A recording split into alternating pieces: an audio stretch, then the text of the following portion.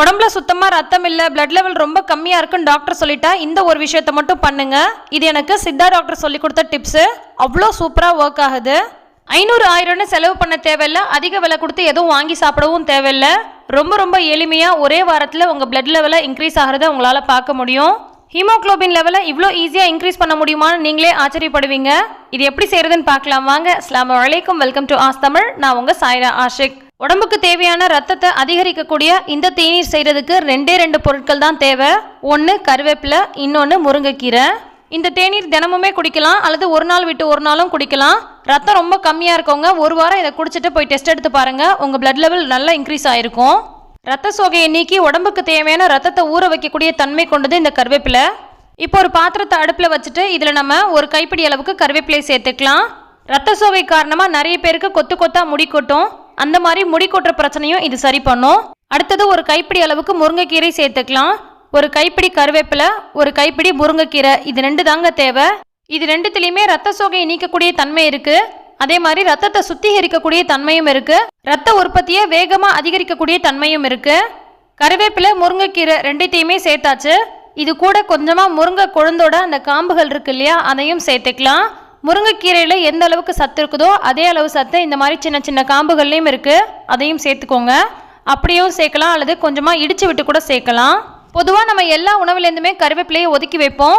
அதனால் நமக்கு அதில் இருக்கக்கூடிய சத்து முழுசாக கிடைக்காது. ஆனால் இதில் நம்ம வெறும் கருவேப்பிலை, முருங்கைக்கீரை 2 மட்டும்தான் சேர்த்து பண்ணுறோம். அதனால் இதனுடைய மருத்துவ குணம் நமக்கு முழுசாக கிடைக்கும். இது கூட 4 டம்ளர் அளவுக்கு தண்ணி சேர்த்துருக்கேன். இது ஒரு 15 நிமிஷம் போல் மிதமான தீயில நல்லா கொதிக்கணும்.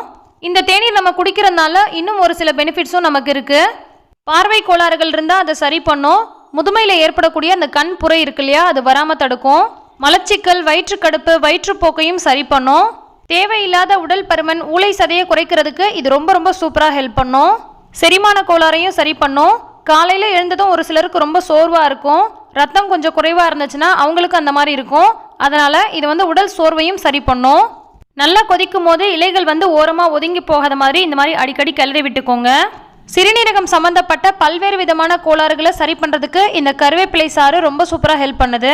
முருங்கைக்கீரையில் ஏராளமான சத்து இருக்குது. Calcium, iron, vitamin B, vitamin B2, vitamin C, இந்த மாதிரி நிறைய சத்து இருக்குது. இது எல்லாமே உடம்புக்கு ரொம்ப ரொம்ப நல்லது. இது நோய் எதிர்ப்பு சக்தியை பன்மடங்கு அதிகரிக்கக்கூடியதாக இருக்குது. நான்வெஜ்ஜில் மட்டுமே கிடைக்கக்கூடிய 8 விதமான அமினோ அமிலங்களை இந்த முருங்கைக்கீரை உள்ளடக்கி தான் இருக்குது.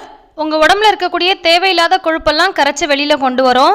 இது ஒரு 15 நிமிஷம் போல் மிதமான தீயில நல்லா கொதிக்க விட்டதுக்கப்புறமா ஸ்டவ் ஆஃப் பண்ணிவிட்டு இது ஒரு மூடி போட்டு ஒரு 10 நிமிஷத்துக்கு மூடிடலாம். அதுக்கப்புறமா ஓப்பன் பண்ணி இது நம்ம வடிகட்டி குடிச்சிக்கலாம் அல்லது இந்த இலைகளோடைய கூட நம்ம அப்படியே குடிக்கலாம். இந்த தேநீர் குடிக்கும் போதே இதில் இருக்கக்கூடிய இந்த இலைகளையும் நல்லா மென்று சாப்பிட்டோன்னா உடம்புக்கு ரொம்ப ரொம்ப நல்லது. இந்த தேநீர் குடிக்கிறதுக்கு சாதாரண தண்ணி மாதிரி தாங்க இருக்கும்.